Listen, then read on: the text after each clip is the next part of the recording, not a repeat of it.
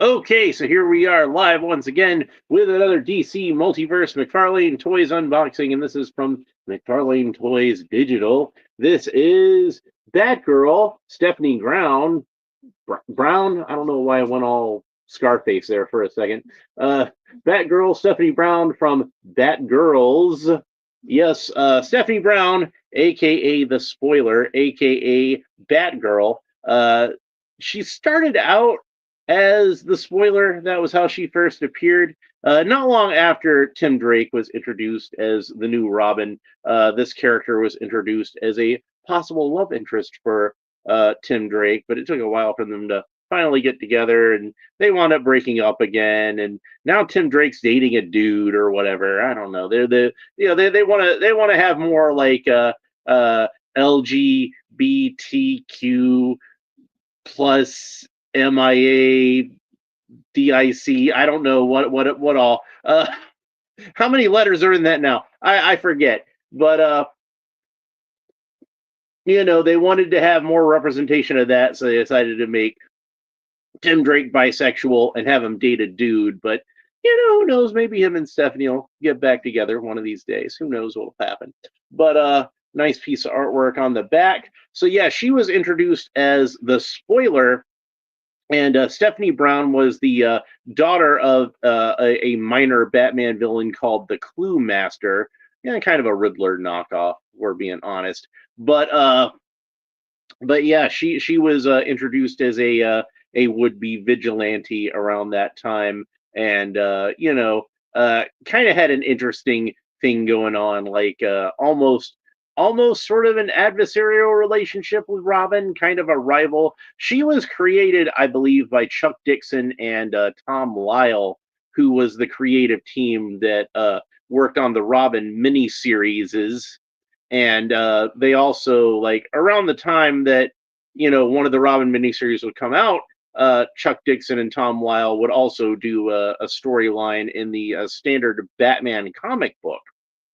That was kind of the tradition for the first three Robin miniseries. And of course, Chuck Dixon became the regular writer on Detective Comics, so Spoiler would appear somewhat frequently. You can see she's got blonde hair, and the original Spoiler costume had kind of like it had this hood, but it had a full head mask, kind of like Spider-Man or Spider-Gwen later on. So her hair would have been hidden originally, but then they had her become Robin, actually herself, for a little bit when uh, basically Tim Drake had decided to quit, and it was kind of one of these things where, like, they had uh Batman recruit Stephanie because he was trying to make Tim jealous or some nonsense like that. I don't know. I don't think that that they treated Stephanie very well, honestly, because not long after that, Tim did come back and she went back to her Spoiler identity. And then once she was a Spoiler again, pretty much there was that whole war games, war crimes storyline coming on, and that honestly was probably one of the worst Batman stories ever. And they killed off Stephanie Brown, and that's not the worst part. They basically had her, a teenage girl, get tortured to death by Black Mask. Except for, she wasn't actually tortured to death. She was just kind of critically injured. And then they took her to Leslie Tompkins, the doctor, to fix her up. And Leslie Tompkins let her die just to teach Bruce Wayne a lesson. It was a terrible story. Hey, Earth Dude is here. That means Shawnee Ma will probably be showing up at some point.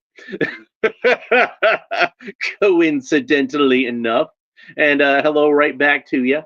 So yeah, like I said, terrible story. A lot of people hated it, and they basically wound up retconning the whole thing away, and not only resurrecting Stephanie Brown, but also clearing Leslie's name of letting a teenage girl die to teach Bruce Wayne a lesson.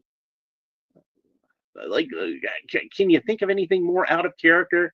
It's almost as out of character as having Jor-El send Kal-El to Earth to start a secret harem. I don't know. That's crazy. Who would do something like that? But yeah. So So yeah, Stephanie Brown was a fairly well liked character. A lot of fans didn't like this, and DC finally did renege and brought her back, and you know, fixed Leslie Tompkins, made it so she didn't actually kill a teenage girl. And then, not only that, they finally gave Stephanie Brown her own comic book series, but not as the spoiler and not as Robin. She became the new Batgirl, which this was during a time where, like, Barbara Gordon was still Oracle. She was still in a wheelchair. And Stephanie became kind of like the new Batgirl, which I thought was fine. I liked that just fine. But it didn't last too long because the new 52 came along, and with the new 52 they decided to put Barbara back to being Batgirl, got her out of the wheelchair, and Stephanie Brown was just kind of MIA again for a little bit with no explanation whatsoever, but it was a reboot, so whatever. But they did finally bring Stephanie back, and apparently she's still using the Batgirl identity, but you can see that her costume is much more like her spoiler costume. Only instead of the full head mask, she has kind of like one of these lower part of the face masks, like she's prepared for COVID or something.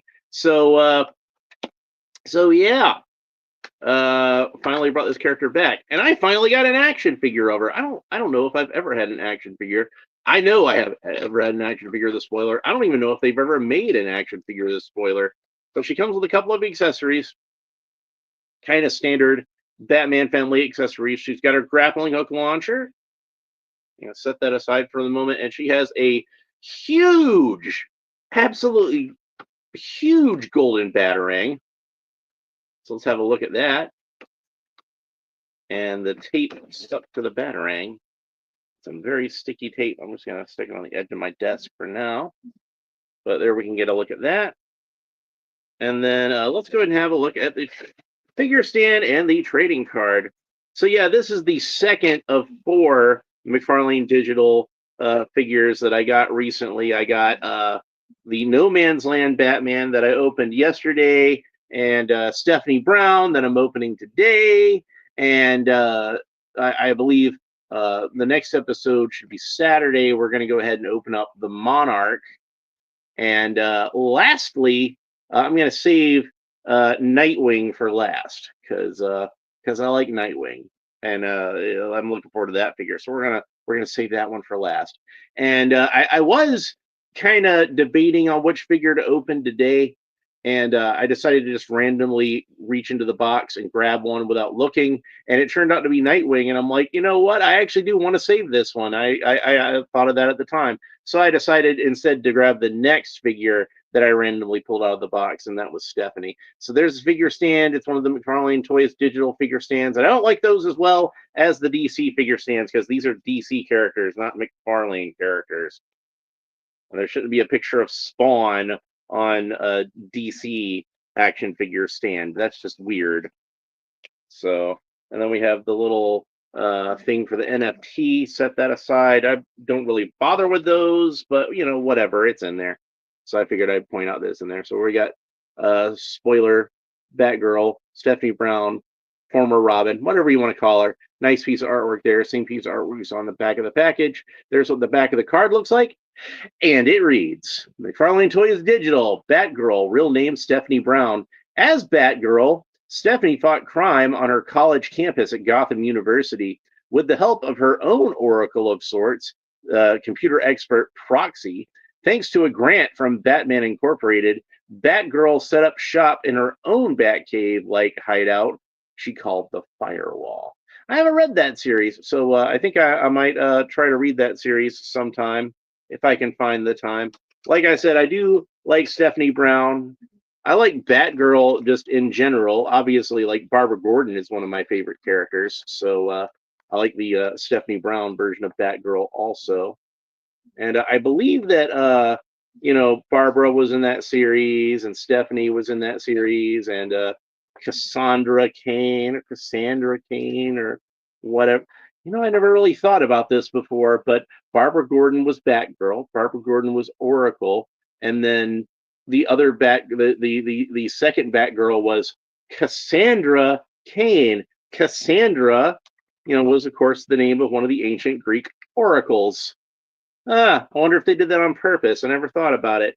But and yes, I say the second Batgirl. Batgirl number one is Barbara Gordon. And I know somebody out there is going to say, well, what about Betty Kane? She was the first Batgirl. Yeah, her name had a hyphen in it, so that doesn't count. Yeah. I'm going to be that guy. All right, so let's get her out of the package. And lo and behold, she has a wired cape. And I'm going to call this character spoiler. I know she's technically still a Batgirl. She's got a Batman emblem on her chest, which is nice. And I believe this belt is reused from most of these parts are reused from other Batgirl figures we saw previously, I believe.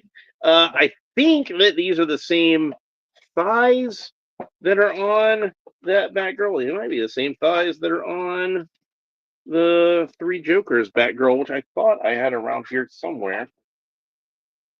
Oh, if we had a nickel for every time I looked for an action figure that I thought I had set over here and wasn't able to find it until the video was over. There she is. So yeah, she's got the same thighs as the Three Jokers Batgirl, and it looks like the same upper arms. She has brand new trunks. The abs look like they are no, they're not the same. They're not the same because she's actually got like a little bit of a pattern sculpted into it. So I believe this is an all new torso, both the abs and the top part of the torso. But they share the same upper arms, thighs, and you can go away, spam caller. How rude. Here I am trying to shoot a video and some spam caller tries to call me. And then my phone's got to like talk over it like I'm interested in hearing from the spam caller. So, and then I got, okay, I'll just check something real quick. So, unlike the No Man's Land Batman, which greatly disappointed me with its not having a wired cape, Stephanie does have a wired cape, so that's nice. And you can see there's no bat scalloping, despite her being a Batgirl. They didn't actually bother to give her any bat scalloping, and she doesn't have any bat ears because she's got this hood, which of course is what she wears as the spoiler. So forgive me if I still call this figure spoiler. It's the name that I'm used to calling Stephanie, and I mean no disrespect. I don't mean to disparage her place as a Batgirl. She has earned the name, and she has the blessing of Barbara Gordon, and that's like the most important thing, isn't it? So yeah, don't. I'm not saying she's not a Batgirl when I call her spoiler, but I'm still going to call her spoiler. Okay, does that make sense? Did I make sense? Earth Dude says hooded posable cape, nice. Yes, and even the hood itself has wires in it, so which I like. I normally don't like soft goods hoods because they are like a little hard to manage. But when you put that wire in there, that makes it so you can make it fit the head and kind of sag the way that a hood should. And I like with the wires in it. Like the other figure that I had that they did this with was Ragman, and I love that Ragman figure. And this is the same as Ragman, where like the hood and the cape are technically two separate pieces, so you can rotate her head all the way around. Hey, while I'm talking about that, why don't I go ahead and talk about the articulation? So Stephanie can look up about that far, look down about that far, and tilt her head kind of quizzically from side to side. Of course, the arms rotate all the way around at the shoulders, except for I'm bumping into the cape there. She's got that kind of Mcfarlane butterfly joint at the shoulder, so you got some wiggle room there. She's got a bicep sole, so the bicep rotates all the way around. She's got double jointed elbows. That's about the range of motion you get at the elbows. Of course, she's got the cool Mcfarlane wrist articulation, so the wrist rotates all the way around, and you can hinge that any which way you want to because it rotates all the way around where the wrist meets the forearm and where the wrist meets the hand. So she's got the cool Mcfarlane torso articulation, rotates all the way around where the rib cage meets the abs and where the abs meet the utility belt, and you get some wiggle room there. She can move around in whatever kind of position you want. She can bend back about that far, bend forward about that far, not as far forward as you might think, and from side to side about that far. So that's pretty cool. She can kick up about that far. which is about, she's a Batgirl. That's a Batgirl kick right there. She's got the Yvonne Craig thing going on, so that's cool. And she's got some nice treads on the boots too. Look at the treads on those boots. Very cool. And I love the colors on this. Not a lot of yellow. Uh uh Sorry for what? Oh, no articulation. Bazooms. They're articulated enough.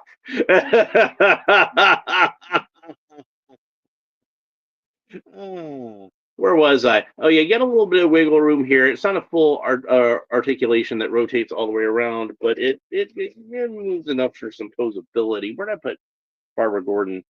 Yeah, she does. I don't want to double check. She does actually have this little bit of a panel here. I've noticed that on Barbara before, but yeah, I'm pretty sure that the blue and gray Batgirl that they did, she's got the same utility belt as that one. But other than that, she's got new lower legs and new forearms. So that's cool. Are the hands the same? I didn't think I checked the hands. Yeah, the hands look like they're the same. Yeah, I believe those are the same hands. And a new head, obviously. Why don't I, in fact, go ahead and pull back the hood so we can see what she looks like underneath. And you see she's got her hair pulled back in a ponytail, which is nice. So, and there's plenty of hood to go over her whole head, even with the ponytail, and it looks very cool. I love the way they did the hair and the bangs. It's all like a separate piece, like they usually do hair nowadays, and it really benefits from it on this figure. I kind of feel like the way they did her bangs is like really cool and dynamic, and I like the way that looks. Anyway, let's go back to the articulations. We still got more of that to talk about. Got double jointed knees. That's about the range of motion you get at the knees. Now, she doesn't have any kind of boot cut, but that's okay because she's got the cool Mcfarlane ankle articulation, which rotates all the way around where the ankle meets the shin and where the ankle meets the foot. And then, of course, her foot can point down about that far, point up about that far, and she's got toe articulation just to show off. Let's see, are these the same feet that Barbara Gordon has? No, they're different feet. Her feet are slightly wider and about the same length. A little bit. She got a little bit bigger feet. So I don't know. Some dudes are into big feet. So if you are, I'm just saying, just throwing that out there. But yeah, very nice figure, very cool looking. I like the way the colors pop. Like I said, even though her original Batgirl costume, which was a little closer to Barbara's Batgirl costume, but not the same. This has some of the same elements to it. She had a yellow emblem and a yellow utility belt, but I guess since this is leaning more towards her original spoiler aesthetic, they decided to incorporate less yellow into it and a little more purple. Of course, Spoiler's original costume had no yellow in it whatsoever. It was a purple and blue costume. Although I'm not sure if the blue was actually supposed to be blue. It might have been one of those comic book things where, it's supposed to be blue highlights on black. So not actually blue. So it might have always been supposed to be a purple and black costume, but this is certainly a purple and black costume, and it looks really cool. And like I said, I've been a fan of this character pretty much from her introduction. I've always had some affection for Stephanie Brown myself, and in fact, when she was first introduced as the spoiler, I was one of the people saying they should probably just have her be the new Batgirl because, Barbara's in a wheelchair. They need a new Batgirl, and then they wound up having Helena Bertinelli become the new Batgirl during the No Man's Land storyline. See, it all ties together. And Batman kicked her out of that role and wound up giving that role to Cassandra Cain, who was Batgirl for quite a few years until that series ended. And then they introduced the Stephanie Brown character as Batgirl, and I thought that she was pretty cool. I liked that series an awful lot. And like I said, it didn't last too long. And the new 52 kind of came in and, basically ruined everything. but I honestly didn't so much mind that they brought back Barbara Gordon as Batgirl because, like I said, she's pretty much my if she's not my most favorite superheroine, she's at least like tied for first place with Wonder Woman or a very close second. It's one of those two. I like Batgirl an awful lot, but I like Steph in the role. I thought she was a pretty good Batgirl, and like different from Barbara. And like I said, Barbara had wound up giving her a blessing, and they were working together, and that was pretty cool. So I liked that aspect of it.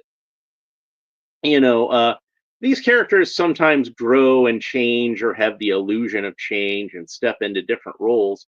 But it all kind of comes full circle, I think, eventually. And usually the characters go back to the kind of default setting or their most definitive setting. And I kind of feel like for Stephanie, that is spoiler. So she wound up basically becoming spoiler again, even if she's got a bat on her chest and she's calling herself Batgirl. This costume is pretty much the spoiler costume, and she's pretty much in that role again. So, that's cool. Earth 2 says, I kind of like the no cowl mask. Well, yeah, I like that look too. Like I said, her original spoiler mask was just like a full head, kind of Spider-Man type mask. But, I guess they decided they'd like to have that blonde hair sticking out. And I gotta say, I think that's a good look. So I think they made a good decision with that. I think that works out very well, both in this figure and in the comic book artwork. Where did I put that box? There it is. I got some boxes to throw out later. But yeah, it looks cool. I like the look of it. So anyway, that's pretty much it for this episode. I hope you enjoyed it. I'll be back on the next episode with Monarch.